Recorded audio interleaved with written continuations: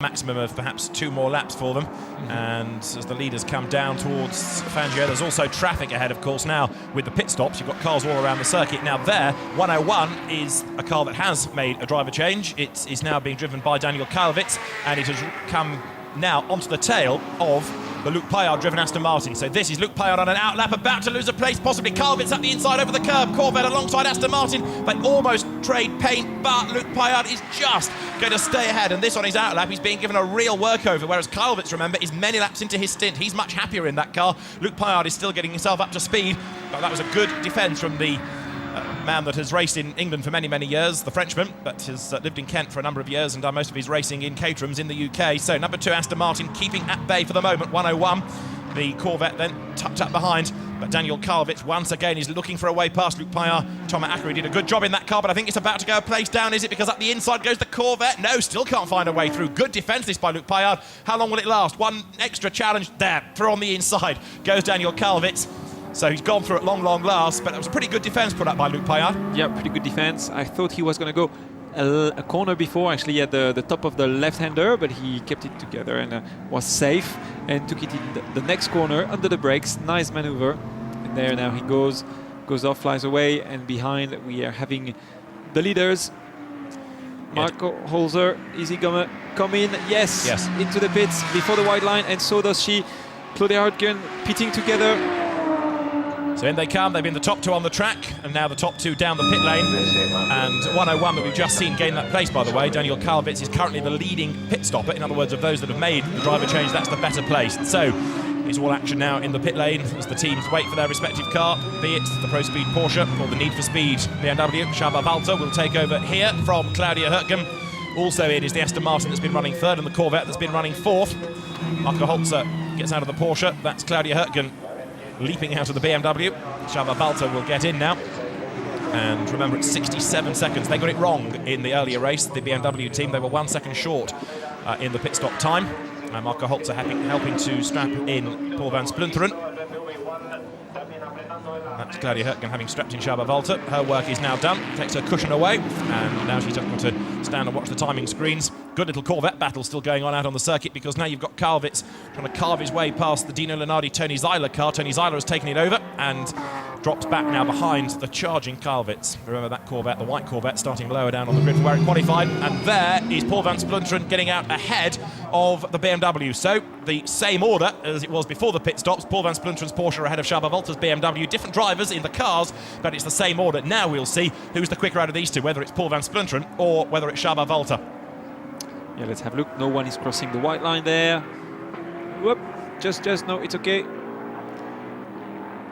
And we're now looking at all those cars coming out of the pits at the same time. That's a bit of a battle that's going to happen again.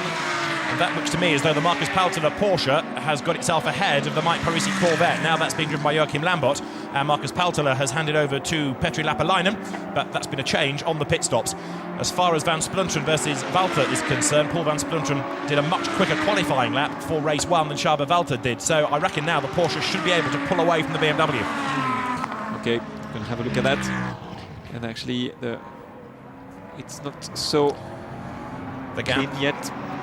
Yeah, the gap is widening, isn't it, a little bit between the top 2. Well, Claudia Hartgen did a superb stint in the BMW early on, and she is with Abby in the pit lane. Claudia, such an impressive drive. You did everything possible to try and get Marco, but he was brilliant at defending you as well. Yeah, it was a nice race. So in such corners, I was better. On brake, I was a little bit better, but on traction, he was better. But I think it was really a nice competition in this race, and the car feels quite good. And did everything go okay with that pit stop? Yeah, of course. This time I hope everything is okay, and we will see end to the end. Thank you. Yeah, the point about this time being that in race 1 they were 1 second under the mandatory time and hence had to do a 1 second stop-go penalty. And it's not just that 1 second, you also lose extra time by coming in and going out of the pit lane. Marco Holzer, who brought the leading car in, gets some much-needed refreshment. And Paul van Splunteren now, his co-driver, has got to maintain the advantage, and Csaba Walter is still with him. Yeah, he's actually catching up. Looks like the gap now is 1.1 seconds. It was about 2.5 seconds when they came out of the pit, so it's going to be an interesting battle. Same as with the previous drivers, Holzer and Hartgen. Now it's a battle again, and I can tell you that the Z4 is actually quicker and faster, and he's going to try to overtake Well, Paul van Splinteren was much quicker in the qualifying session that he did against Schaber Walter, but now he just can't pull away. So maybe it's going to take him a lap or two to get into his stride. Let's see. In third place behind them is the number 1 Aston Martin. Manuel Rodriguez taken over. Then in fourth place is Petri Lapalainen in the Porsche that Marcus Paltela started. And in fifth is the Graf Racing Corvette. Now another great battle rages on. Anyway, you look, there's a great battle. But this is the Hexis AMR Aston. Luc Paillard just ahead of Stéphane Lemaire. And then up behind them is now Joe Osborne, who's taken over the Milner Motorsport white and blue Porsche. And he's trying to go around the outside of the Audi there. Can he do it? He comes out almost level. He's got the inside line for the next corner, but can he stay alongside? No, he can't. So Stéphane Lemaire is able just to hang on to the place. Great racing, this. Yeah, great racing. Not the right place to overtake, but still he had to defend. And now they're uphill into the chicane. It's not quite flat out, so that's why it's so tricky at the up there into the corners to keep the car in place and to be able to brake hard. And look at that. It's the Z4 about to overtake. Yes, he goes for the outside line. Let's see if the BMW is quicker than the Porsche in the straight. No, not quite, but he can make it under the brakes. Yes, he's gonna have him. On the outside is the BMW, on the inside is the Porsche, and yep, Schaber Walter has done it. That was a very, very good move. It started at the last corner of the previous lap. Abby's in the pit lane. Marco, all your good work, and I think your teammate just got overtaken. Yeah, it was really nice, but it was really hot in the car. And now it's Paul in the car. I saw it now in the first corner. Now we are second, but I think it's not so bad. You just did a brilliant race. You did not buckle under that pressure of Claudio. And she was really, really fast and tough, especially on the start. Especially also in the slow corners, in the slow left and right. She was really quick, and yeah, but it was a lot of fun. It was a great drive. Well done. It was a great move by Schaber Walter to take the lead as he accelerated down the pit straight and into the first corner. So Marco Holzer goes and has a look now at the data and tracks the progress of that car that slipped back down into second place. Here was the move. Yes, around the outside, he braked very late, and Paul van Splinteren trying to brake late as well, but not quite as late as what he needed. He actually went back towards the tail of the BMW even before they were into the corner. So Abby was right when she asked Paul van Splinteren if he had all his confidence back. Apparently not. Absolutely. So he's lost the lead as you look now at number 11 Porsche. This is Joe Osborne, who is in 11th place, and he's trying to wriggle his way a little bit higher up the order if at all possible. Stéphane Lemaire is ahead of him, and then in 9th, number 2, the Aston Martin of Luc Paillard. Great three-way battle, and in fact behind them is the Edward Sandstrom, Patrick Söderlund BMW Z4, the second of those Z4s, which is starting to come into the mix as well. Place lost then for Luc Paillard, another place about to be lost. Joe Osborne lines up on the inside. So here you see Thomas Ackery's good work being undone as his co-driver is losing places. Yeah, he just lost 2 places very quickly. Oh, and he's struggling with putting the power down as well. Nice white gloves. Now Joe Osborne here, the reigning GT4 champion. He won that in a Ginetta last year. Trying to make further progress before the end of the hour. We've got just under 20 minutes still to go. You're on board with Luc Paillard. Oh yeah, that's not very good. He steers into the corner too late. Short shift, so he looks like he's not even pushing, but I'm sure it's because the car is not so easy to drive. And there, going through to gain a place, is Daniel Karlowitz in the white Corvette, moving himself up and past the 4GT, which was started by Christopher Nygaard and is now being driven by Petri Laskalainen. And you've now got number 1, Fred Makovicki's Aston Martin, which has lost its place here to the Marcus Paltela Porsche. Yep, just swap positions, and the Porsche goes away. Yeah. It's Manuel Rodriguez, isn't it, now driving the Aston Martin, and he's just not anywhere near as fast as Fred Mako. No, I don't think the Audi is very easy to drive for those bronze drivers. The Aston Martin is pretty heavy and not easy to drive, and as we're seeing the battle between the Lamborghini and the Ferrari again, I think that's Damien Charveria being overtaken by the Prince. Albert Montour on taxis, yeah, to gain a place then, and that brings him up now into 15th place. Joachim Lamborg goes through in the Corvette, being caught, isn't he, now by the charging Daniel Karlowitz, who has taken the car over from Christian Hernadel, dropping downhill. So Joachim Lambert now, who is in 5th place, is going to be feeling the pressure pretty soon. Good stint this by Daniel Karlowitz, isn't it? Yeah, good stints. He's nearly as fast as Christian Hernadel. The two of them being very close together in terms of performance. So it's a well-balanced team, and yeah, he's going to put the pressure on the other Corvette from Joachim Lambert. But up front, Csaba Volta is doing a superb job in the BMW. He's just driving away from the opposition now. He's not as quick as Claudio Herkner, but he's the quickest man on the circuit as we look now at the Corvettes that try to overlap down towards turn number 1 on the inside. Is Lambert, and a big lock up there from Rodriguez and the Aston Martin. He's going to go off, yeah. And also look, there's Kalvitz going very deep into the corner as well. The Aston's gone out stage left. We've had a change between the Chevrolets though, because round the outside there, Daniel Kalvitz goes ahead of Joachim Lambert, but I'm afraid Manuel Rodriguez is in the gravel at Fangio. And that could well be the end of all of Fred Makowiecki's good work. Yeah, and it's been the third time that we see, actually the fourth time that we see the Aston Martin locking up the wheels on the bumps at the end of the straight. It's amazing. The car is not happy around that track, not at all. Look at that, locking the wheels, and he can't stop the car, nothing he can do. And it's lucky that the Corvette, the white Corvette, manages to stop. Oh, he's back on track now. So a long way down. But Manuel Rodriguez is in the race, and very nearly contact there as he totters across onto the racing line. Oh dear. He went back on the track, right in the middle of the track. When you're slow in the middle of the race, you don't drive in the middle of the track. Huh? Fred Makowiecki looking on, a bit frustrated now. He's done all he can do, but now I'm afraid his co-driver, not for the first time this year, is causing that car to fall down the order. Now, Pintado von Turn und Taxis there, the yellow and black Lamborghini, still hustling on, and he's now on the tail of the Audi, which is being driven by Pierre Hershey, and he's about to lose a place, possibly because the glorious-sounding Lamborghini Gallardo goes through. Yes, and that was a very good, brave bit of driving by the German. Yeah, very brave place to overtake, but he went in confidently and made the move. Perfect, good job. And you see how efficient the Gallardo is. The car is not sliding at all. Just he puts the power down and very nicely drives out of the corner without any balance problem. Now this is the fight for third place, which is coming across the line. You've got the Porsche there that Marcus Pautala started, and he's now being driven by Petri Lapalainen, and he's being chased hard by Daniel Kalvitz. And Joachim Lambert through in 5th place, and 6th is the Ford GT that Mikko Escalainen is now driving, and behind him you've got the charging Stefan Lemire in the Audi trying to get up alongside here. Can the Audi go through? He's almost alongside, he can't quite do it. Good defence by Escalainen there. Yep, with the right place to overtake. It's very risky, well defended as well. In Le Mans, in Farina now, so tight corner, but very well banked, so it's again very fun to drive around here. And you've got the Porsche there in the hands of Joe Osborne that he's taken over from Gilles Vanelay next in the queue, and Joe Osborne hunting for a clear bit of road on which he can try to gain a place. So Stefan Lemire attacking and defending. How much longer can he defend for? Because Joe Osborne tries to get up alongside, can't do it. The Audi wants to overtake the Ford GT40, and the Porsche wants to overtake the Audi. And they're all catching Joachim Lambert ahead, aren't they, in the Corvette, whose last lap was a 1:41. He's lapping a good bit slower than most other drivers within the top 10 at the moment. So I just wonder whether all is well with that Corvette. Mike Parisi never really clicked in the first stint, and Lambert, you can see, is being caught by the 3 behind him. Yes. Yeah, Parisi not being as good as this morning. And this is Fred Makowiecki and Rodrigue. He just said the car didn't brake, and I had the brake pedal going right to the end, to the metal, to try to stop it, but he basically had a brake problem.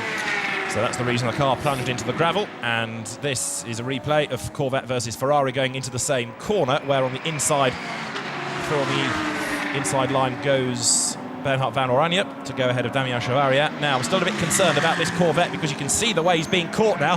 Stefan Lemire goes around the outside of Mikko Escalainen going through Fangio, so that's a good move. It gains him a place.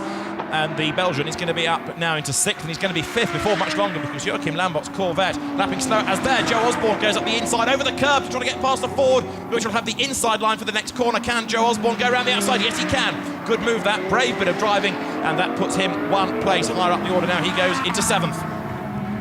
Joachim Lambert being very slow in that corner, just there, just blocking everyone behind him. Not using all the track width that it's given to him. You really have to try to exploit that track, which is very narrow to start with, so you really have to make a full use of what's given to you and even drive over the white lines when you can. It's allowed. There's the second of the BMWs as we look at the next battle between here Luke Payard in number 2 and Tony Zeiler ahead of him in the yellow Corvette. And this is a battle that's raging on for the last place in the top 10 at the moment. Tony Zeiler having taken over from Dino Lunardi, and it was Thomas Ackery that did the first stint in this car, riding now with Luke Payard. Oh, it's very long before he goes back onto the throttle. This is the difference, isn't it, between the pro and the AM driver? Yes. Contrasted in the Aston Martin, we've seen the pro Tom at Ackery. Now look at Joe Osborne trying to make a move because, look, Joachim Lambert has lost one place, first of all. Past him has gone the Audi. Stefan Lemre moving through and past him, and Joe Osborne in the Porsche is going to try to do likewise. I'm still convinced all is not well with that Corvette. The lap times are just much too slow compared to what the car should be doing. And Joachim Lambert now under pressure. Joe Osborne comes down towards the first corner, taking Mikko Escalainen with him. Is Joachim Lambert going to lose another place here? Let's see as Joe Osborne tries to hustle up the inside, coming out of the corner. Can't get the power down early enough. Makes a look once again, but Joachim Lambert defending for all he's worth, but that Corvette just not going as quickly as you'd expect. Yeah, actually 3 seconds slower on the previous lap, even if he was overtaken. Regularly more than a second off in terms of lap time. Well, when you see the line that he's taking through there, he's losing at least half a second. The run runs wide all over the curve, and that's going to compromise the exit speed into the next corner. Yeah, so Joe Osborne goes through. Yeah. Whether the Corvette has destroyed his rear tyres or its rear tyres, or I'm not sure. Just not taking the right line anyways, which doesn't help. So that now means that the Porsche goes up into 6th place. Joe Osborne, the British driver. And the next car that you're looking at there, number 14, Mikko Escalainen in the Ford GT that Christopher Nygaard did a good first stint in, is going to be soon on the tail of the Graf Racing Chevrolet. And remember that Joachim Lambert and Mike Parisi, who are being caught by this car, are still well placed in the championship. They retired though in race 1. They could do with a lot more points out of race number 2, and if anything, they're going to be lucky to stay in the points because there's another place about to be lost here. Escalainen comes up on the inside. Can he get alongside and then past the Corvette? It's going to be close, but he can't do it there. But certainly Joachim Lambert is struggling. Yes, he's struggling big time and now slowing down the Ford GT40 that hasn't got to find his way past, but he's losing at least a second and a half on that last lap, maybe 2 seconds. He's in the middle of the track. I don't know what's going on with this car. Up across the line they come. Then there's the battle now for the 7th, 8th, 9th group. And it's Corvette ahead of Ford, ahead of BMW. You can see at the back of this little gaggle, you've got number 76 now with Patrick Söderlund behind the wheel. He's closing on Mikko Escalainen. Wide goes Joachim Lambert coming out of the corner. This time the Ford is up alongside and will have the inside line for the next corner, and through it goes. So up into 7th place now goes Mikko Escalainen, but he runs a bit wide. Joachim Lambert tries to fight back, but he's on the outside line. Is that going to work? They're going to touch. Tries to duck up the inside, but no real room there. And again, the Corvette sliding, just lack of traction. Yeah, that was a useless move. Just not right. And there's something moving on the left side, front right side of the Corvette. Sorry, the front right. There's a bit of a piece of something that is moving. I don't know if it's affecting the car balance. Now, in 3rd place now is this Corvette. Daniel Karlovitz having got himself past Petr Rapalainen's Porsche. So the Corvette 3rd. And there's the car that was 3rd and is now down to 4th. Let's have a look at what happened. It was coming past the pits then that Daniel Karlovitz made his move, charged up the inside line, and then had to be very, very good on the brakes. We're having a replay of the Corvette to see what's going on there. We couldn't see much. So that was Corvette defending briefly from Porsche, but we know that Joe Osborne has got through. So what have we got left? Less than 10 minutes as another place is about to be lost by Joachim Lambert now, because right on his tail in 76 BMW is Patrick Söderlund. Both the BMWs doing remarkably well here. It is still the sister car in the hands of Charles Valls that leads the race, and he's going so much better in racing than he was in qualifying. Joe Osborne comes towards us in number 11 in 6th place, and the Lamborghini with a problem. That's Prince Albert von Thurn und Taxis being overtaken and going slowly, so he's tumbling down the order. He was 12th at the start of the lap, and if he gets to the end of the lap, it's going to be in the pit lane. So great disappointment. The day started so well with him on pole for race 1 and leading, but there's damage on the front, isn't there? Oh yeah, damage on the front left of the car. There was a shock through there. Söderlund has got himself ahead of Lambert and also riding the curve. So Joachim Lambert now is down into 9th place. This race is really going from bad to worse for them. Hold on, yeah, he's going down the order. He's quite got the grip around the Jarama circuit. Not doing so well. Still wondering if there's something wrong with the car or if it's just not into the pace this afternoon. The two BMWs lapping good around there. They're both equipped with the Dunlop tires, as all the others are equipped with Michelin, but the Dunlop seems to suit the track quite well this afternoon with those high temperatures. And the Lamborghini is back into the pits with Albert von Thurn und Taxis. Now we're having a look at the Alpina 6 Series BMW, and we're back on board to see at what happened there with the Aston Martin. Whoa. Oh, he was pushed from the back, and that's why that's caused the damage to the Lamborghini. It was now given up. So Luc Payard biffed into a big spin, and we've lost in the race there for the Lamborghini, and there's the damage to the Aston Martin. Yeah, that's not so bad, you can deal with that, but the question is whether the right rear tire has been touched and if the suspension is not damaged. Let's see. It's dropped that car down to 12th place now. Ahead is the Corvette of Tony Zeiler, there it is. And behind, in number 100, is Bernhard van Oranje, who is looking to try to gain ground as well. So on board again with Luc Payard as he comes across the start and finish line, but he's under huge pressure. Ahead is the Corvette, behind is another Corvette. And you've got this Aston Martin sandwiched by the two Callaway Corvettes. Down now towards the first corner. Luc Payard trying to defend, but is he going to lose a place? Nope, hangs on to it. He's trying to defend and, of course, attack Tony Zeiler at the same time. It's amazing how much of a slide they have with the car. Every time they put the power down, it means that the rear tires are worn and too hot, very high temperatures, and they're lost efficiency. You can't really go back on the power early. Up, you see, when they take the throttle up, oversteer. And the incident between Luc Payard and Albert von Turner Taxis is under investigation. So the race director is not happy about it either. Not taking the right line through there, not using the track. Heading towards the wrong direction when you want to turn left, you have to point the car early to the left to make sure you're not putting too much weight on the tires and saving them as well and going quicker through the corner. To recap up front, you've still got Schaber Walter leading in the BMW, but he's now 18 seconds effectively ahead of Paul van Splunteren. So a great turnaround from his qualifying pace to his race pace for Schaber Walter. In third place is Daniel Kylwitz, whose lap times have tailed off a little bit. He's not catching them anymore. And this battle that you're looking at lower down the order is for 11th and 12th and 13th places, and a lock-up by the Aston Martin there. Luc Payard then at the bottom of the hill going through Bugatti, still having to really fight this car. Yes. And we're on board again with Luc Payard. Back onto the power. Look at that, all the work on the steering wheel, sliding the car. He's a very busy man in that. This is the fight for 4th place, where Stefan Lemre is about to go easily through on the inside. I think there was plenty of room given to him there. Is the Audi going to come out ahead? Not quite. The Porsche there in the hands of Petri Lapalainen is still just ahead. Lapalainen, who had a win a couple of weeks ago in the Finnish round of the North European Zone GT Championship, is just ahead for the moment, but Stefan Lemre is right there behind him. Porsche versus Audi. This is for 4th place. And Stefan Lemre doing a great job here, clambering up the order after Greg Franchi's earlier stint. So, with what have we got left? 5.5 minutes. They're almost side by side once again here. Porsche fending off the challenge of the Belgian in the Audi, but Lemre looking the quicker. Where's he going to make his move? Is it going to be downhill towards Bugatti? Not there, because he runs out of room. Yeah, this corner is difficult as well, especially when the guy in front of you is blocking and defending. And now they're always powering off. Oh, the Corvette made a mistake in Farina. Yeah, that's Inside goes Lemre in the Audi, but not making it. He's now going to be into the toe, into the last corner, onto the main straight. And they're being caught, aren't they, by the other Porsche there in the hands of Joe Osborne behind them. So now that Lemre is being delayed a little bit by Petri Lapalainen, the pair of them being caught. We've got 4 3/4 minutes or so remaining. It's over the line. 4th place Porsche, 5th place Audi, 6th place Porsche.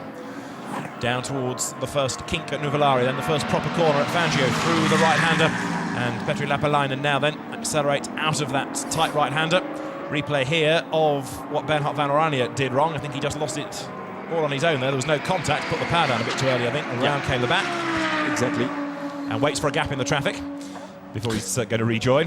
Not everybody does that, you know, in motor racing, but eventually he gets going, as this is the fight still raging on for 4th. So, Porsche versus Audi, and Joe Osborne almost with them. He's not quite there in the Milner Motorsport car, run by a different team compared to the Porsche you see going over the brow there, which runs wide. That's run by the Pro Speed competition team, the Belgian squad, and Stefan Lemre behind in the Santilok Phoenix Racing Audi. Great battle between these two, absolutely nose to tail, and less than 4 minutes now for Lemre to make his move. Yes, he really has to try to find a way in, a window to dive in and secure a position, actually make up a position. Sorry, 3 minutes 45 to go. The Ford GT40, brilliant car, brilliant engine, and the two cars making nearly the same noise, huh?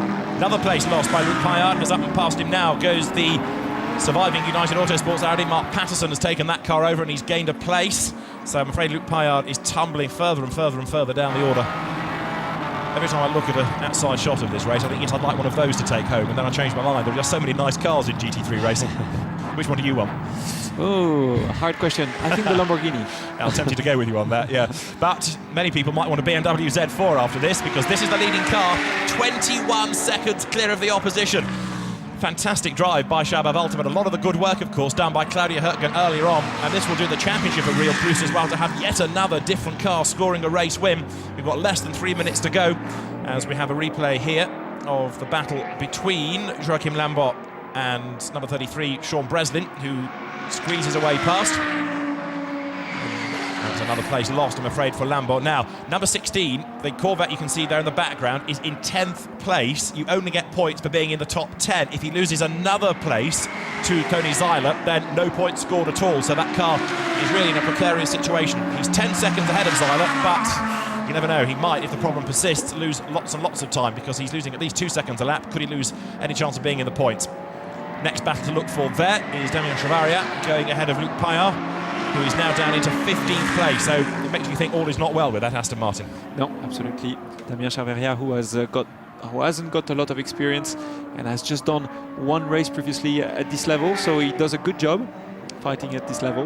Now, good Porsche battle building up here, look, because Petri Lapalainen is under pressure from Joe Osborne, taken over from Gilles Vanellet. This is the fight going on for 5th and 6th places.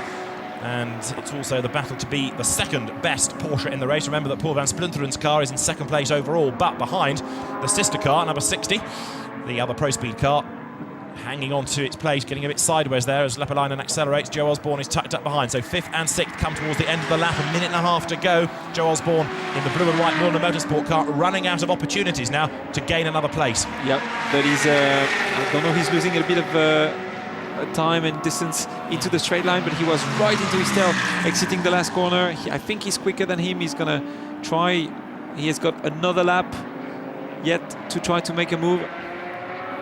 Needs to push, put the pressure, try to make the other one make a mistake, and the two Porsches fighting now. Just over a minute of the race to go. Here comes Joe Osborne to try to dive round the outside. Is he going to be able to stay on the outside and get the inside line for the next corner? No, runs out of road. Maybe. Yes, he makes it. Ooh, contact. No. Goes over the curb. Lots and lots and lots of curb there. He was very nice not to go a bit deeper into the corner and not to squeeze him a little bit more, because I think he would have passed. So Joe Osborne has to bide his time for at least another couple of corners, but you can see the urgency now with which he's driving, because we're almost at the end of the hour. The leader has just gone across the line onto his last lap. Here's the battle that still battles for 5th and 6th places, where Lepalainen has got Osborne tucked up behind him. Same type of car run by two different teams, the Porsche. A lot of fair play between the drivers, giving each other lots of room, well, at least between those two drivers. Whoa! Slight error made at the bottom of the hill. Wide does Lepalainen. And he goes. Yes, he makes it. Left the door wide open, didn't he? That mistake. Slithered into the corner and said, come on, Joe, please pass me, effectively, because he just could not recover in time. So Petri Lepalainen loses another place. Talk us through it. Yeah, just under the brakes. He just outbrakes himself. He goes deep and sideways into the corner. Couldn't stop the Porsche. And by the time he's trying to go back on the power, he had understeer around the outside because the track is dirty. There you go. He lost the place. The race-leading car, the BMW Z4. What a result this is going to be if Csaba Walter can successfully negotiate the last half of the last lap. Don't forget that we had a surprise in race 1 with the lead changing on the last lap, but I think everything is pretty good now for the BMW. 22 seconds effectively is the margin that he has over the Porsche of Paul van Splinteren in 2nd place, and Csaba Walter, the Hungarian driver, set for a first win at this level, and it'll be good to see Claudia Hürtgen scoring a race win as well. And the German girl is in the pit lane watching on the monitors, and Claudia Hürtgen is set for a race win. She won't be behind the wheel of the car, but she did a great opening stint. Coming up then towards the last lap, lap 37, the 60 minutes have elapsed, and so here at Jarama, the 6th round of the FIA GT3 European Championship is won by BMW, by Csaba Walter and Claudia Hürtgen. The car comes across the line.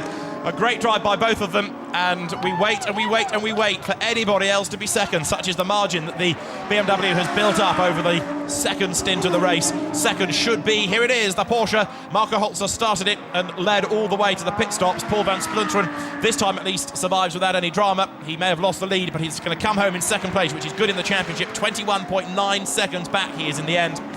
And Marco Holzer celebrates second place, but thinks, well, I did my bit, I led.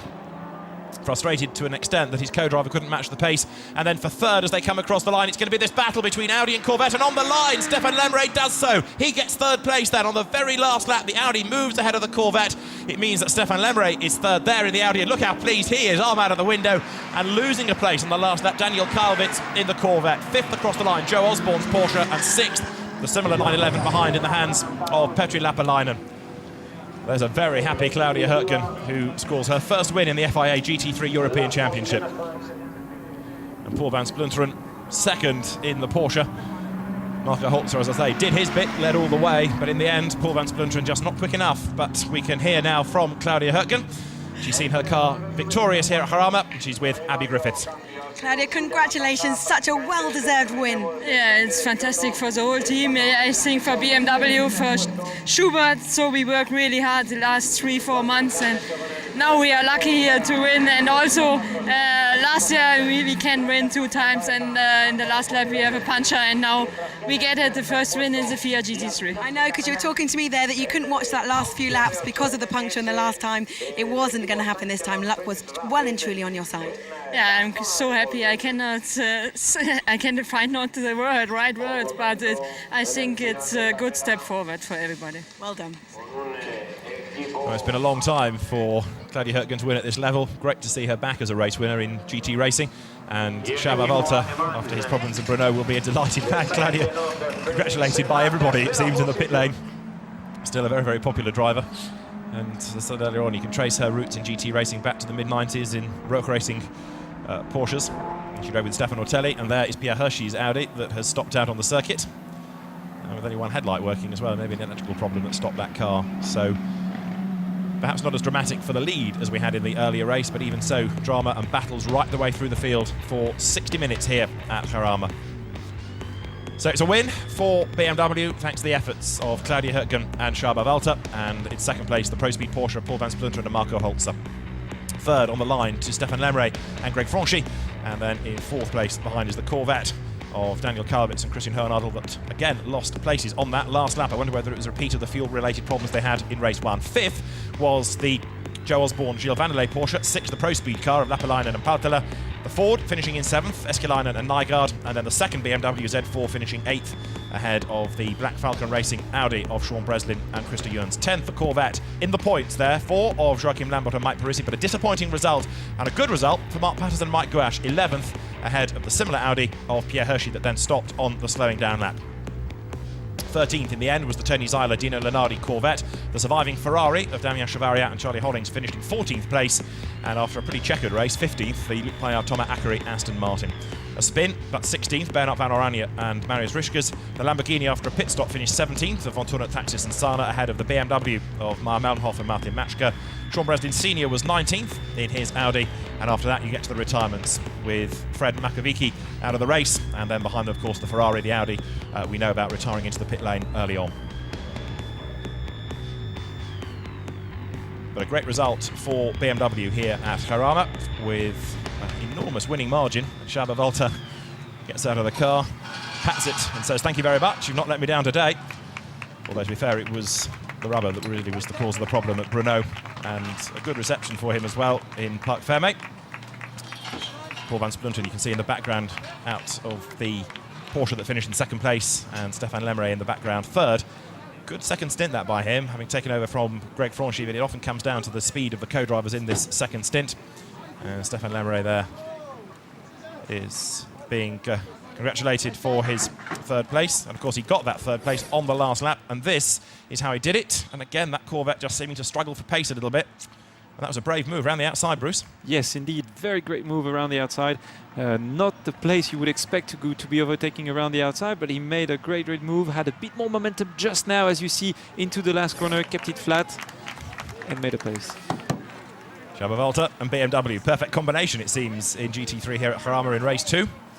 Drivers in a moment will make their way towards the podium, but hopefully we'll be able to hear from the race winner very shortly. So Csaba Walter and Claudia Hurtgen victorious here, and that gives us another winning brand within GT3. We've had Corvette, Porsche, Audi and now BMW victorious. Let's go to Abby in Parc Fermé. What a boost to the championship. BMW well driven, Saba.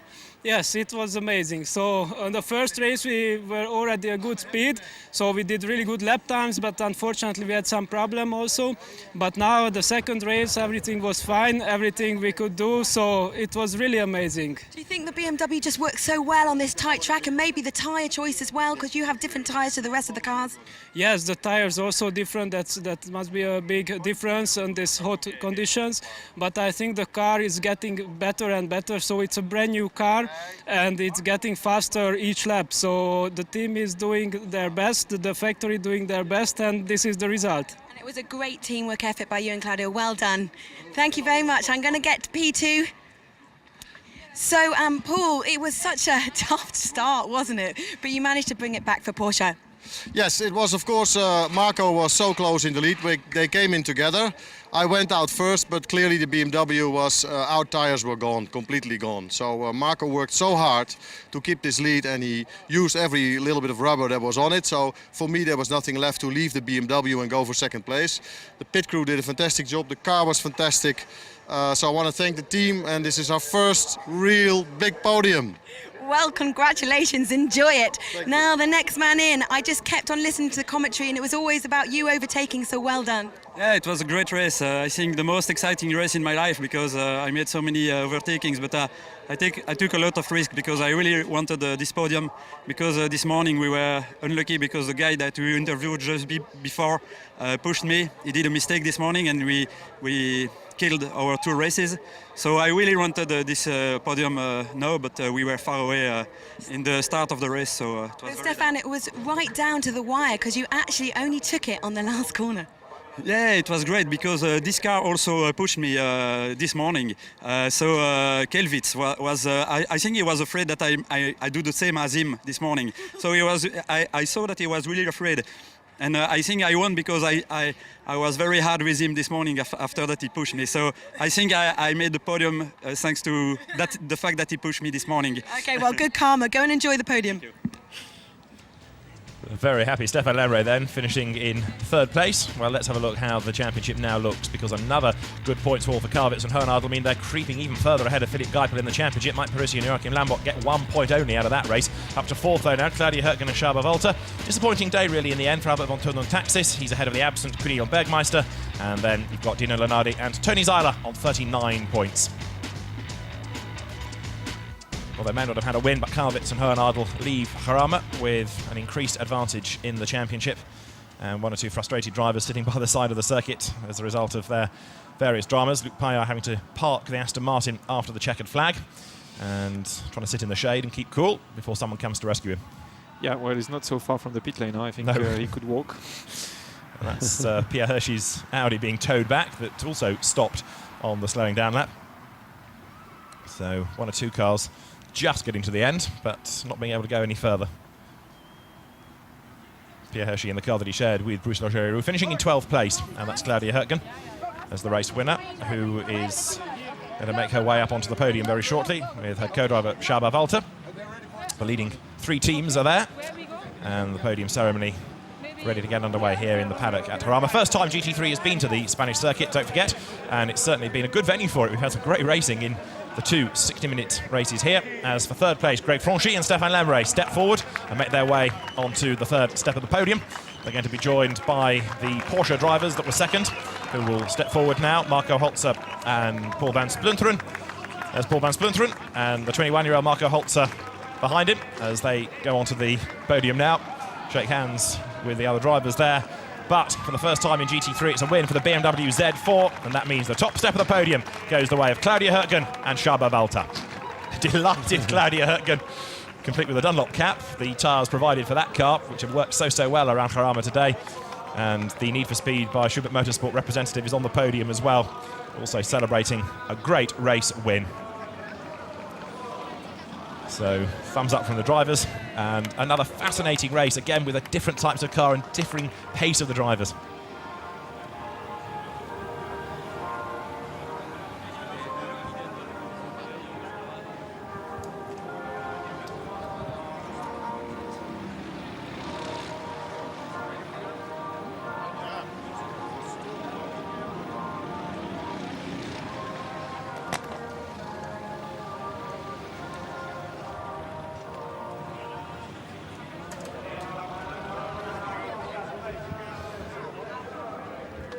There are the top 3 teams from this second race at Jarama, round 6 of the FIA GT3 European Championship. Well, what a difference we had in the first stint to the second stint after that cat and mouse battle for the lead between Porsche and BMW, and then the second stint, the BMW just clearing off into the distance.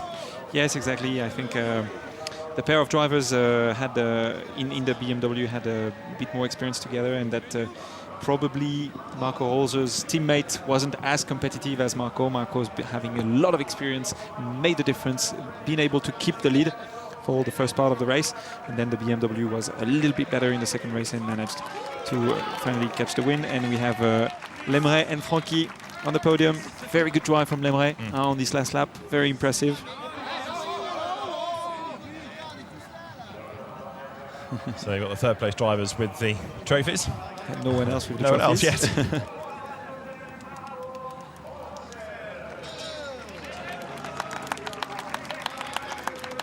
There is a very, very happy Paul van Splunteren, keeping out of trouble this time. Marco Holzer with him receiving his trophy. And you'll find 2 even happier drivers on the top step in Claudia Hürtgen and Csaba Walter.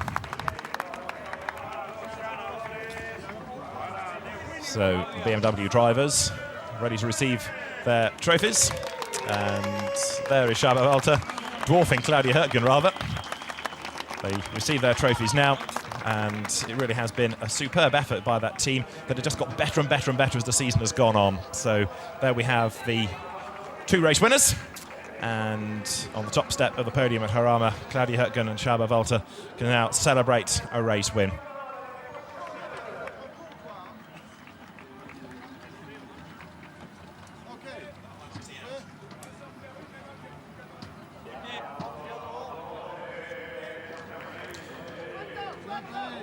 So the drivers huddle together on the top step of the podium, and it really has been another drama-filled race here at Jarama. So as they all get together for the photographs, let's have a look at some of the best bits of round 6 of the championship. Marco Holzer was the man who started on pole position with Mike Parisi alongside him. It was Porsche versus Corvette on the grid, and despite a thumbs up from Mike Parisi, the race just never went his way. A great start by Claudia Hürtgen in the BMW as she tried to attack for the race lead on the inside, but as they dived down towards the braking area, she had a Porsche ahead and a Corvette alongside. And Thomas Akari made a blinding start in the Aston Martin, hunting for places on the outside as they went to the first corner. Porsche led, and it was BMW second, and that was the way they would run throughout the first half of the race. Mike Parisi ran a little bit wide, and that cost him another position as Fred Makavicki went through. Holzer nearly lost the lead early on. Claudia Hürtgen levelling with the Porsche, but she wasn't quite able to get through, and all the way through the first stint, Marco Holzer kept a slender lead. There were battles right the way through the order. Christian Hohenadel and Daniel Karlowitz's Corvette working its way from a lowly grid position after a penalty in race 1. And then we got to the pit stop window where Holzer came in at the same time as Claudia Hürtgen. The Porsche was taken over by Paul van Splunteren, and Csaba Walter took over the BMW. Van Splunteren led into the second stint, but he wasn't able to maintain the pace of his co-driver, and Marco Holzer had to watch the car slip back into second place as Csaba Walter tried a superb move round the outside going into the first corner. That gave the BMW the lead, and it was a lead it was never to lose. From that point on, Csaba Walter just drove away into the distance. The Porsche condemned to be second. There was battles, though, for third place as Daniel Karlowitz tried to work his way up through the order, having taken over from Hohenadel. Gained a place from Porsche, but would lose out towards the very end of the race. Drama for Luc Payard. He was tapped into a spin by the Lamborghini of Albert von Thurn Taxis that ultimately retired into the pit lane. And Joachim Lambert's Corvette was another that tumbled down the order. That car ending up in just 10th place and only 1 point. So, a win for the BMW of Claudia Hürtgen and Csaba Walter. We've had 2 great races in GT3 here at Jarama. From Bruce Rani, Abby Griffiths and David Addison, it's goodbye.